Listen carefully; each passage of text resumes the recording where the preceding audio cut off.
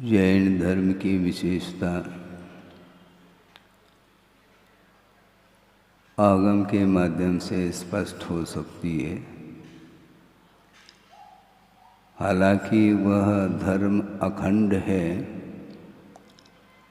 आत्मगत विशुद्ध परिणाम का नाम ही धर्म है, किंतु पात्र की अपेक्षा से उसमें भेद आता है। भिन्न भिन्न पात्रों की अपेक्षा से धर्म विभाजित होता चला जाता है, जबकि वस्तु का जो स्वभाव है वही धर्म माना जाता है। बाकी वस्तु के स्वभाव से अतिरिक्त जो कुछ भी दिखाई देता है वह वस्तु का धर्म नहीं माना जाता, उस वस्तु की अशुद्धि मानी जाती है। वस्तु जब स्वभाव रूप में परिणत होता है उस समय धर्म सामने आता है। नहीं है तो धर्म का जो विपरीत तत्व है, अधर्म जिसको बोलते हैं, जो कि वह भी आत्मगत परिणाम का ही एकमात्र परिणाम माना जाता है। पापमय परिणाम का नाम अधर्म घोषित किया है और आत्मा को पवित्र करने वाला जो भाव होता है उसका नाम धर्म कहा अथवा उसको पुण्य की भी संज्ञा दी है। साधना करने के लिए साधक रत होता है, किंतु गुरु के आलम्बन के बिना वह साधना फलीभूत नहीं होती है।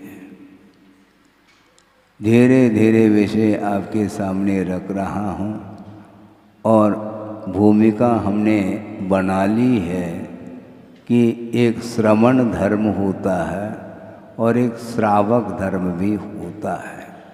श्रवण धर्म की थोड़ी सी चर्चा करके उसको श्रावक धर्म से भी जोड़ने का पुरुषार्थ करूँगा। वो ये है, प्रसंग याद आ रहा है, बहुत पुराना प्रसंग है। शिष्य साधना करता चला जाता है, किंतु उसकी व्यापक दृष्टि नहीं हो पाती है और गुरु के माध्यम से ही व्यापकता सामने आती है। नैनागिरी का प्रसंग है, बहुत छोटा सा संघ था गुरुदेव का और उसमें वर्तमान में जो निर्यापक योग सागर जी, नियम सागर जी और भी कुछ साधुगण थे, उसमें मैं भी उपस्थित था। आहारचर्या के उपरांत आकर के गुरुदेव के सामने निवेदन करते हैं कि महाराज आहार निरंतराय हो गया है और कल के लिए उपवास करने की भावना है। इस प्रकार एक साधु ने गुरुदेव के चरणों में भाव व्यक्त किए। उन्होंने आशीर्वाद प्रदान किया। क्रम दूसरे साधु का आता है, उन्होंने भी कहा कि महाराज कल हम उपवास करना चाहते हैं। तो गुरुदेव ने कहा नहीं, तुम्हें उनोदर करना है। अब तीसरे का नंबर आ गया, महाराज कल हम उनोदर करना चाहते हैं, नहीं तुम्हें उपवास करना है।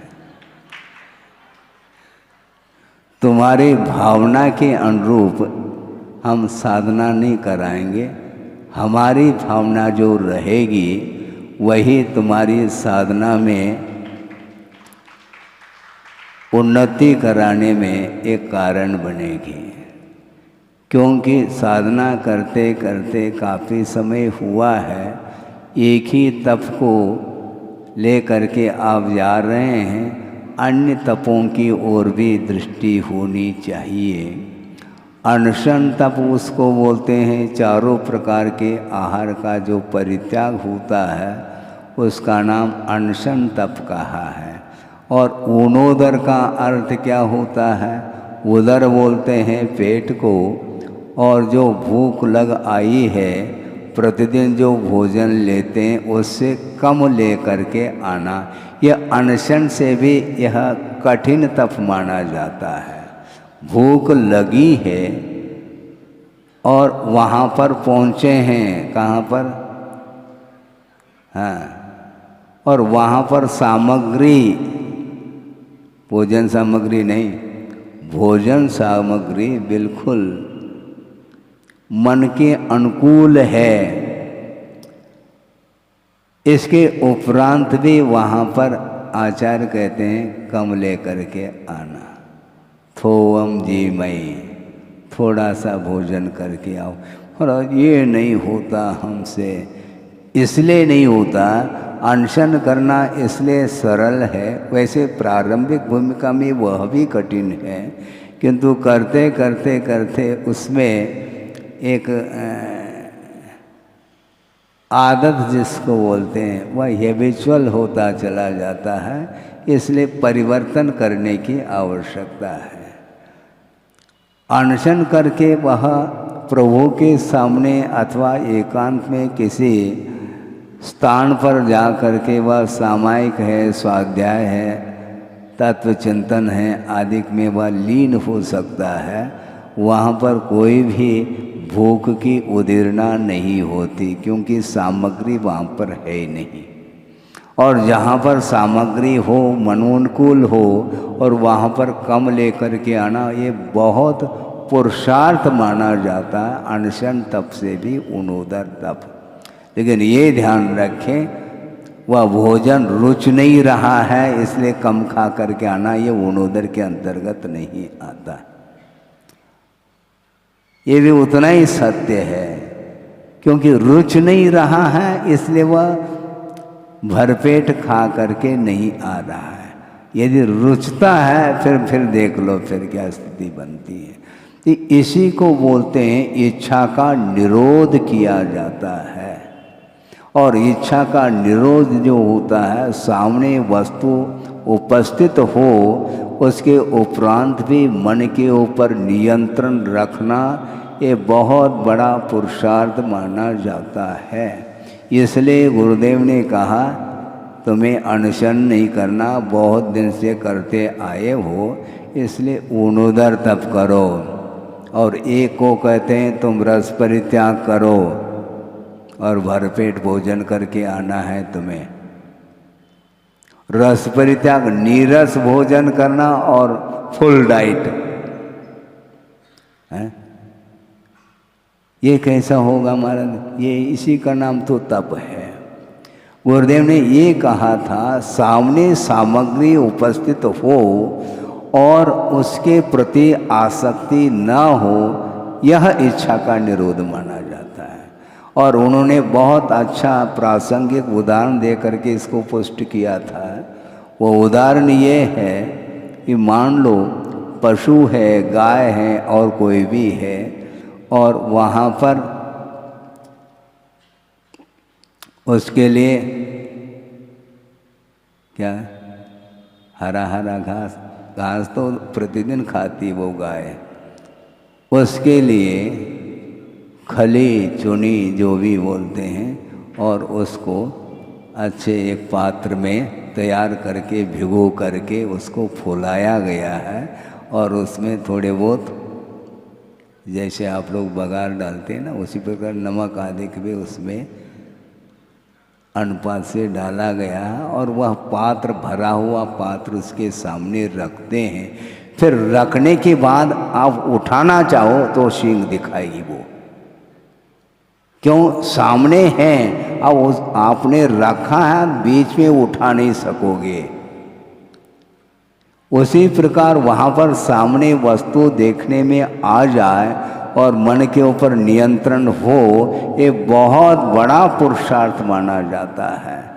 सामने भूख लगाई है और कोई भी वस्तु नहीं है तो मन अपने आप लग सकता है भगवान के सामने, किंतु वहाँ पर भोजन सामग्री सामने है और बड़े आदर के साथ भक्ति के साथ वो दे रहे हैं दाता, इसके उपरांत भी नहीं, इसको उठाओ,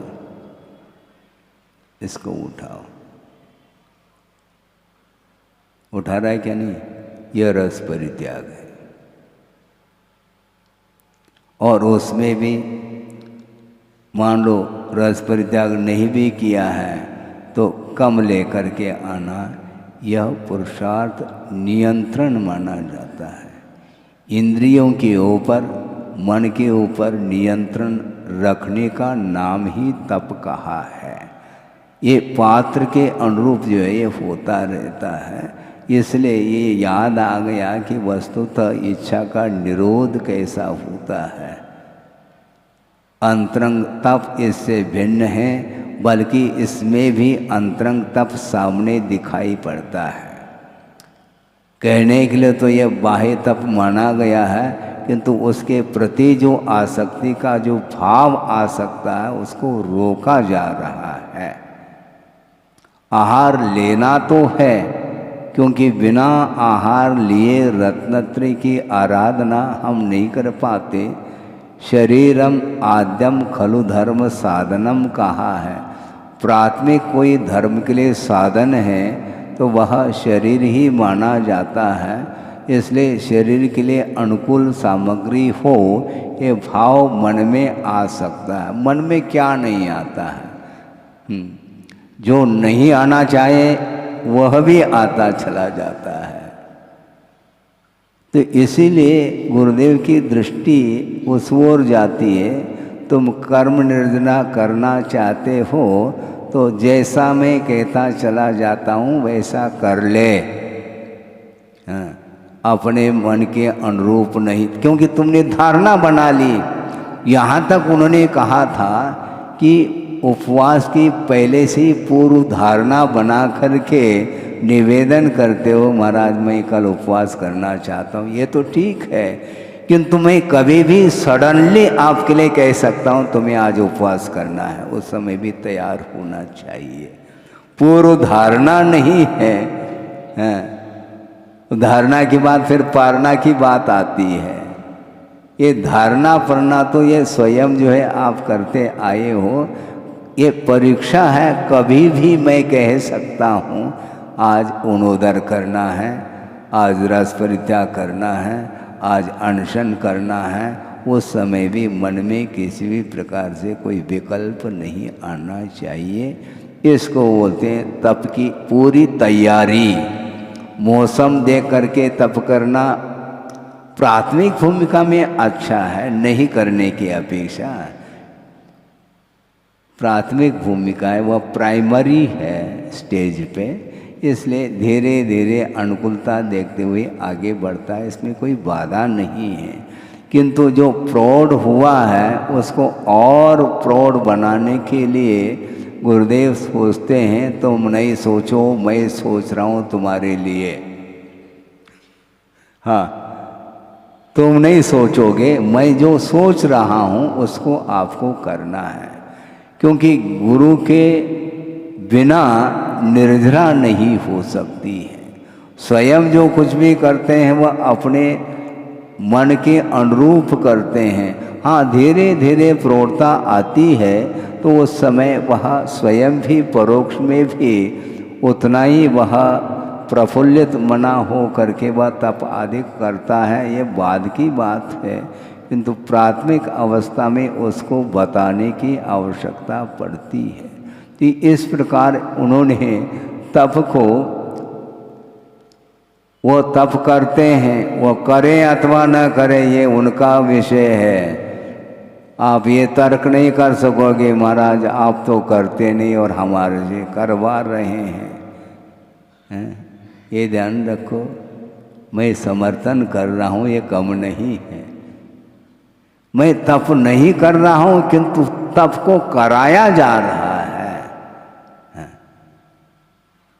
भोजन परोसने वाला व्यक्ति स्वयं पहला भोजन करता है, फिर परोसने की बात आती है। तो उसी प्रकार वस्तुतः मार्ग को जिसने समझा है और चलने का पूर्णतः प्रयास निरंतर करते हैं और कराने की क्षमता भी उनके अंदर आती है, इसलिए उनकी आज्ञा के अनुरूप, उनके संकेत के अनुरूप हम चलते हैं तो कर्मों की निर्जरा अनुपात से ज़्यादा होती है और स्वल्प करने में थोड़ी, क्योंकि मन के अनुरूप कर रहा है। यहाँ तक उन्होंने कहा था रस परित्याग करना है, मान लो पहले से रस परित्याग मत करो, वहाँ जाने के बाद थाली दिखाई जाती है उस समय करना रस परित्याग है। जो वहाँ पर सामने उपलब्ध नहीं है वस्तु, उसका त्याग करना यह त्याग नहीं माना जाता। जो है उसका त्याग करो, तब तो त्याग माना जाता है। तो इस प्रकार यह उनकी दृष्टि है बिल्कुल आगम के अनुरूप, क्योंकि इच्छा का जो निरोध है उसी का नाम तप कहा है। और इच्छित वस्तु मिल नहीं रही है, इच्छित वस्तु सामने नहीं है, उसका मैं त्याग करता हूँ, ये त्याग नहीं माना जाता। सामने हो और लेने का भाव ना हो, यह त्याग उत्तम त्याग के अंतर्गत आता है। कैसे भी हो त्याग की ओर यदि मान लो कदम बढ़ रहे हैं तो उसका समर्थन तो होता ही है, किंतु उसमें भी विकास यदि जल्दी होता है तो वह मन के अनुरूप ना हो करके आगम के अनुरूप यदि वह आगे बढ़ता है तो बहुत जल्दी कर्मों की निर्जरा भी कर लेता है और साथ से पुण्य का संचय भी कर लेता है। ये तो श्रवण की बात हो गई और यह उदाहरण गृहस्थ के लिए भी लागू हो रहा है। हाँ, क्योंकि वैभव के बीच में रहता है रात दिन और इसके उपरांत भी उस वैभव के प्रति आसक्ति का अभाव होता है, तभी वह पुण्यार्जक बनता है। ये ध्यान रखो, हैं? अच्छे से समर्थन करो। कल जिन्होंने 1-8 का क्या होता है आप जानो? हाँ, कलश भी बोलते 108 कलश हैं, धारा छोड़ी जा रही है भगवान के ऊपर है, 108 कलश। उसी प्रकार कल उन्होंने 108 कलश के माध्यम से जो पुण्य का संचय किया है वह 700 पुण्य का संचय उन्होंने किया है। क्योंकि वैभव की कोई कमी नहीं उनके लिए, इसके उपरांत भी उसके प्रति जो ममत्व भाव है उसका त्याग किया है। इसलिए त्याग के माध्यम से ही कर्मों की निर्जरा और पुण्य का संचय होता है। इसलिए उसका समर्थन मैं उपमुक्त कंठ से कर रहा हूँ। सामने होते हुए भी उसका त्याग करना नहीं है तो त्याग का क्या प्रश्न है। भरपेट भोजन करके एक व्यक्ति ने कहा कि मैं ऐसा भी त्याग हो सकता है क्या? कैसा? भरपेट भोजन कर ली, अब 1 घंटे के लिए भोजन का त्याग। अरे अब भूख तो लगी नहीं, क्षुधा लगी नहीं और इच्छा हो नहीं रही, इच्छा का निरोध किया जाता है, उसका नाम तप माना जाता है।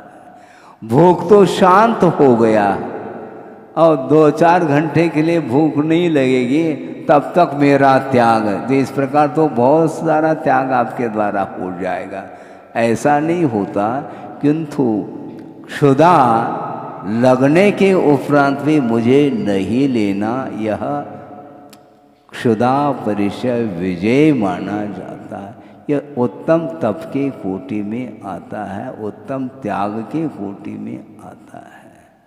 नहीं तो प्रतिदिन आप भूख लगते ही भोजन कर लो, प्यास लगते ही जलपान कर लो और जब तक प्यास नहीं लगेगी तब तक हमारा त्याग है, ऐसा नहीं होता।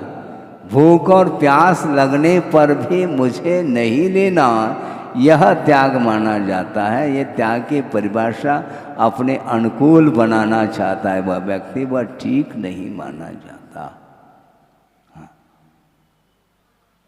हाँ, ऐसा नहीं होता है। इच्छा का निरोध होना चाहिए। और भरपेट भोजन करने के उपरांत कौन सी इच्छा है? क्योंकि उस समय उसने कहा कि बस बस बस कर दिया, इसका तो गुंजाइश नहीं है। अब कौन सी इच्छा रहेगी तुम्हारी? फिर हमारा तप हो जाएगा। ऐसा नहीं। पेट खाली हो, कंठ सूख रहा हो, प्यास भरपूर लग आई हो, उसके उपरांत भी मुझे नहीं लेना।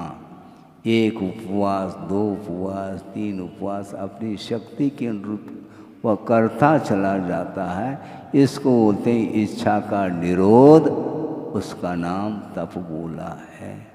और पशुओं का भी उदाहरण आगम में पढ़ने को मिलता है। एक शियार है, होशियार नहीं, शियार है वो, और उसने रात्रि का त्याग उसने संकल्प है उसका त्याग कर रखा है। रात में मैं जल का भी पान नहीं करूँगा, और प्यास लगी है और ऊपर देख रहा है अभी उजाला है, दिनास्त नहीं हुआ है, प्रकाश दिख रहा है, और वह बावड़ी के अंदर चला जाता है। वहाँ पर अंधेरा देखने में आ रहा है, अरे दिन अस्त हो गया, अब मैं जल नहीं ले सकता। ऊपर आ जाता है, अरे अभी दिन दिख रहा है, फिर चला जाता, वहाँ पर अंधेरा देखने में आ रहा है। इस प्रकार बार बार करके उसके प्राण विसर्जित हो जाते हैं, किंतु उसने संकल्प को नहीं तोड़ा है। एक पशु होने के उपरांत भी वो अकेला था, ये ध्यान रखो। और हम और आप क्या सोचते हैं, यहाँ पर कोई देख थोड़ी रहे, यहाँ पर हम अकेले हैं तो आत्मा तो दिख रही है, भगवान तो देख रहे हैं तुम्हारी चर्या को। संकल्प यानी संकल्प, इसको बोलते इच्छा का निरोध, यह तप माना जाता है। इसमें धैर्य की आवश्यकता है। हाँ, धैर्य कब तक रखे महाराज? धैर्य रखना है। धैर्य की परिभाषा भी आपको हम आगम के अनुरूप सामने रखना चाहते हैं। वह वृद्ध है। वृद्ध कौन होता है? जिसके बाल सफ़ेद हो गए वो वृद्ध है, ऐसा नहीं। वो उम्र के अपेक्षा से वृद्ध माना जाता है, किंतु वस्तुतः वृद्ध किसको बोलते हैं, इस विषय को भी आगमकारों ने रखा है। एक श्लोक आपके सामने रख रहा हूँ, प्रासंगिक है। प्रत्यासत्यम समायातैहि, जिसको संस्कृत आता हो तो वह लगा सकते हैं इसका अर्थ। प्रत्यासत्यम समायातैहि विषयै स्वांतरंजकै न धैर्यम स्खलितम येषाम ते वृद्धा विबुधैर्मताः, ऐसा कहा। विद्वानों ने अथवा गणधरादिक भगवंतों ने उसको वृद्ध ऐसा कहा जिसका धैर्य स्खलित नहीं हुआ। किससे? विषय सामने उपस्थित है। स्वांत रंजकई विषयी, मन को रंजायमान करने वाले मनोहारी जो विषय हैं, पंचेंद्रिय के विषय, वे निकटता को प्राप्त हैं। प्रत्यासत्यम समायातैहि, प्रत्यासत्य बोलते हैं निकट, सामने सामने उपलब्ध है पंचेंद्रिय के विषय, मनोहारी विषय। इसके उपरांत भी जो धैर्य से स्खलित नहीं है, उनको वृद्ध ऐसा कहा है। सुना आपने? इसको वृद्ध बोलते हैं। अर्थात कर्मों की जो उदीर्णा होती है, वह 9 कर्म अर्थात ये पंचेंद्रिय की विशेष सामग्री इसके निमित्त को लेकर के ही कर्म अपना फल देता रहता है। इसके उपरांत भी जो संयम रखता है उसको ग्रहण नहीं करता, क्योंकि हमारा त्याग है, संकल्प है, दृढ़ता के साथ उस संकल्प का वह पालन करता है। न धैर्यम स्खलितम येषाम ते वृद्धाः, जिनका धैर्य स्खलित नहीं हुआ है, मनोहारी पंचेंद्र के विषयों के बीच में बैठ कर के भी उसको ग्रहण करने का भाव जिसके अंदर नहीं है वह वृद्ध है, ऐसा कहा है। इसलिए वृद्ध की सेवा करने के लिए आचार्य महाराज कहते हैं, और उनके बराबर कोई वृद्ध है ही नहीं संग में। हाँ। उनका धैर्य बहुत अद्भुत अनूठा धैर्य उनका, किसी से प्रभावित नहीं होना। हाँ। विपरीत वातावरण परिस्थिति विपरीत बन जाए तब भी तटस्थ रहते हैं, और अनुकूल वातावरण भी हो तब भी उसके प्रति कोई इच्छा प्रकट नहीं होती उनकी। इसको बोलते निरीहता। निरीह वित्ति हवे जहाँ साहू, ऐसा कहा है। साधु की परिभाषा है, कदम कदम पर जिसके अंदर इच्छाएं उत्पन्न हो रही हैं तरंगे, तो वह कभी भी साधु भेष को धारण नहीं कर सकता। इसलिए इच्छा को रोकने की बात आती है, श्रवण के लिए कहा जा रहा है, किंतु श्रवण से भी बढ़कर के काम करने वाले श्रावक भी हो सकते होते, क्योंकि सब कुछ वैभव मिलते हुए भी उसके प्रति ग्रहण का भाव नहीं रखना और आसक्ति को कम करना यह पुरुषार्थ माना जाता है। इसलिए अनशन से भी महत्वपूर्ण उन्नदर को रखा है। हाँ।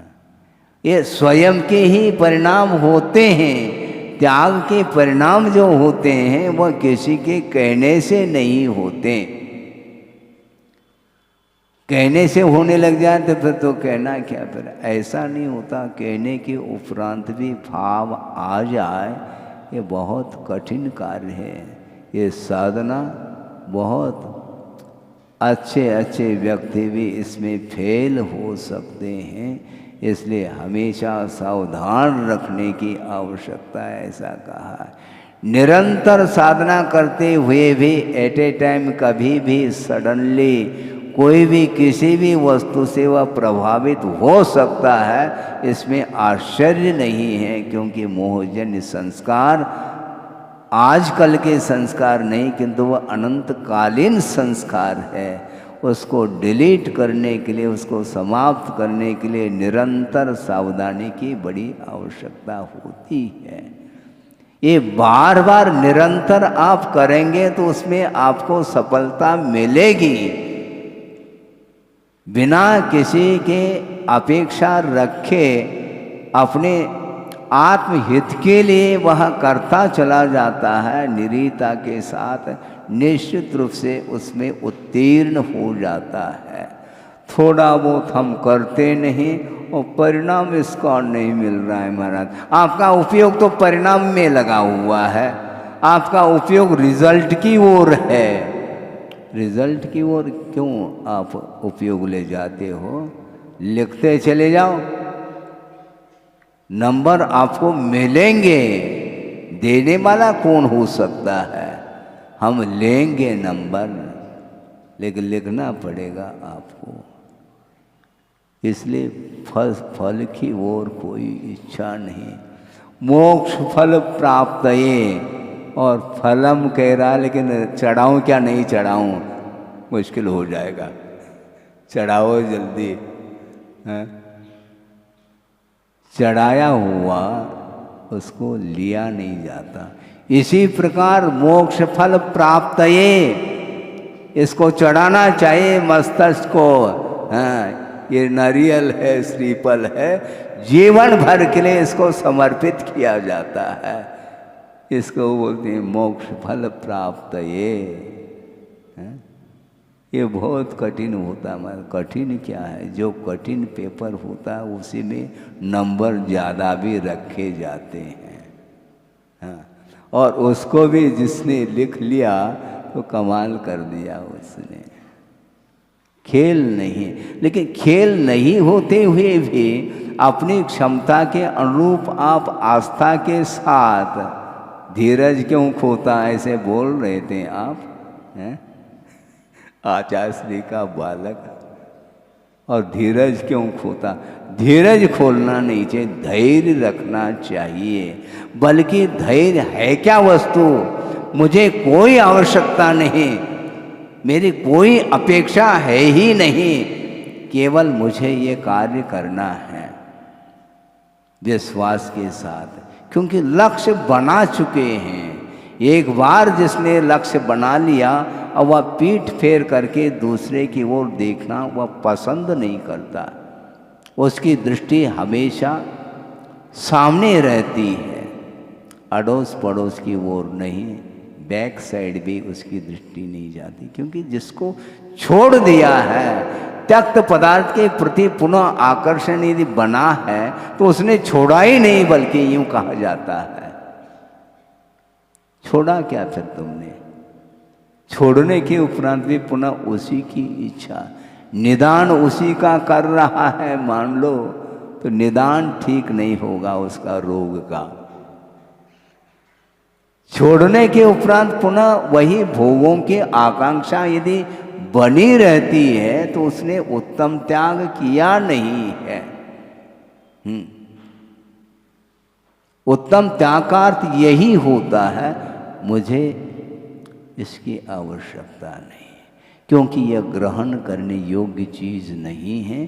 फिर भी आवश्यकता के अनुरूप साधन के रूप में, उपकरण के रूप में उसको ग्रहण किया जा रहा है, बल्कि ग्रहण करना पड़ता है केवल पेट्रोल की अपेक्षा, इससे ज़्यादा कुछ नहीं। ज़्यादा पेट्रोल डालने से स्पीड ज़्यादा बढ़ जाते हैं, ऐसा कुछ नहीं होता है। पेट्रोल चाहिए, पेट्रोल कम भी नहीं होना चाहिए, क्योंकि जल्दी पेट्रोल समाप्त हो जाएगा तो गाड़ी रुकेगी, और यात्रा लंबी करनी है तो जितना आवश्यक है ले लो, ओवर नहीं, ओवर नहीं डालना पेट्रोल, जितना आवश्यक उतना ले लिया, किंतु उसके प्रति भी चाव से नहीं। हाँ, चाव क्यों? लेने के लिए कहा ले लो ना, ले रहे हैं बस हो गया काम। उसके प्रति लगाव क्यों? उसमें आनंद नहीं आना चाहिए, क्योंकि वह साधन है। साधन में क्यों आनंद ले रहे हो तुम? साधन में आनंद आता है, साधन में नहीं आता। और ये भोजन जो है ये साध्य नहीं, साधन है, इसलिए वह आगम के अनुरूप लेकर के आ जाता है, उसमें वह खुशी नहीं मनाता है। और मान लो मनोनुकूल नहीं मिलता है तो वह रुष्ट भी नहीं होता, म्लानता का भी अनुभव नहीं करता है। ये हर्ष और विषाद, ये जितने भी भाव हैं, ये वस्तुतः साधना में व्यवधान उपस्थित करते हैं, बल्कि ये साधना हो ही नहीं सकती। इसलिए गुरुदेव की दृष्टि हमेशा उस ओर जाती है कि जल्दी से जल्दी साधक का विकास होना चाहिए।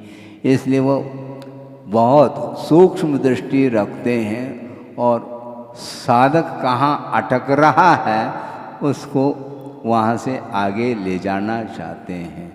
क्योंकि साधक इसलिए अटक रहा है क्योंकि वह स्वयं कर रहा है, इसलिए अटक रहा है, उसकी गति आगे बढ़ नहीं रही है। इसलिए वो कहते हैं तुमने तो इतना कर ही लिया।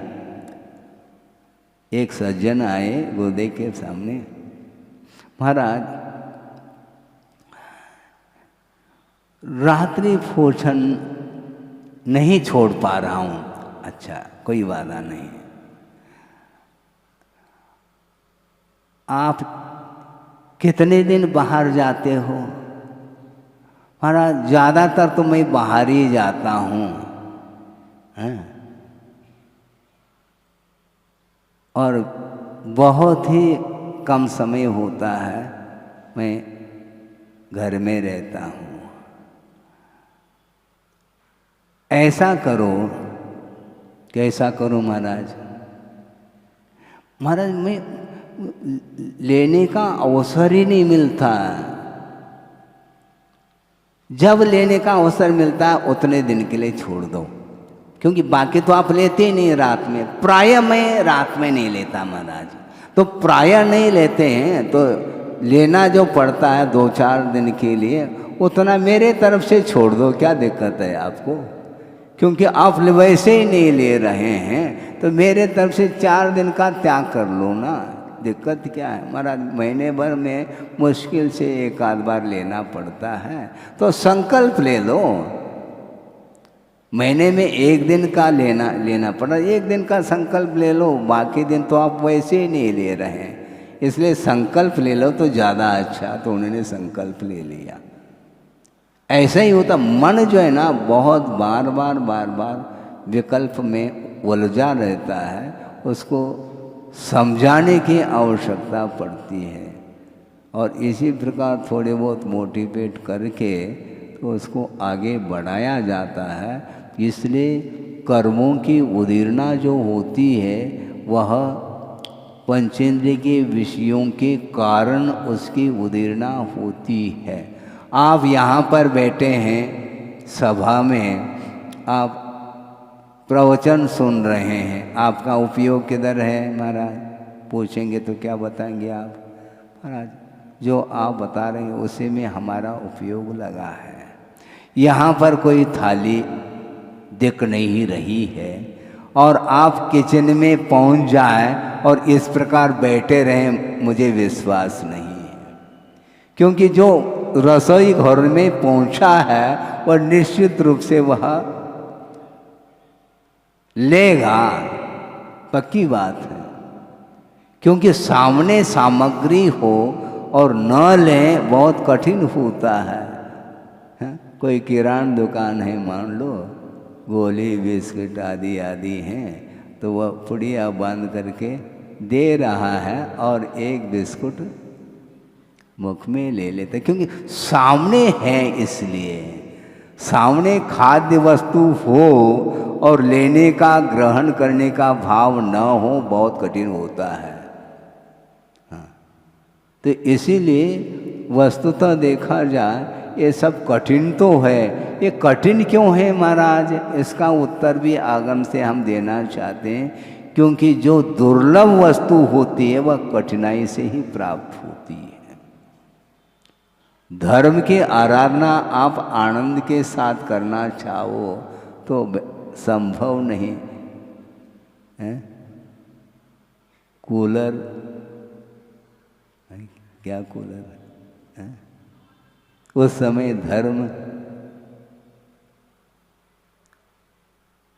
धर्म आराधना करने के लिए वो उपकरण है क्या? बोलो।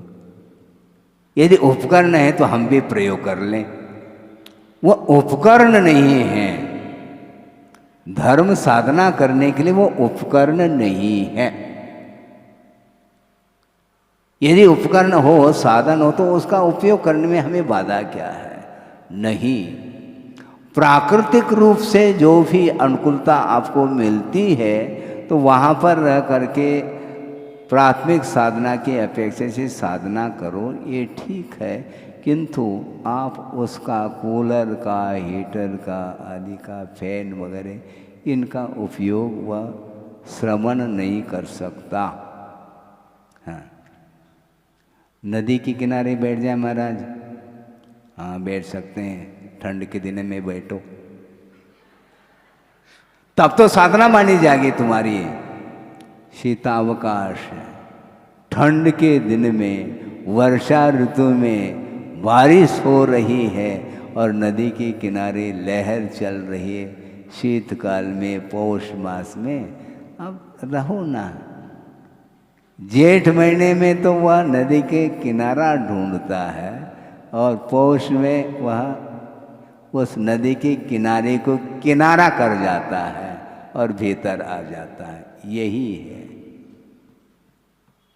प्रतिकूल वातावरण, इसको सही नहीं है। और प्रतिकूल अनुकूल दोनों वातावरण में जो समान दृष्टि रखने वाला जो होता है वही साधक माना जाता है। किंतु आप अपने हिसाब से कर लो, कोई बाधा नहीं। हाँ, लेकिन डेली इसी प्रकार पुण्यार्जक बनते रहें तो हमारी दुकान चलती रहेगी। हमारी नहीं, कहने में आता है आपकी ही दुकान है। जिनालय का निर्माण आप करेंगे, निर्माता आप कहलाएंगे। मैं तो दर्शक बन करके देखूंगा, मैं निर्माता नहीं हूँ, ये ध्यान रखो।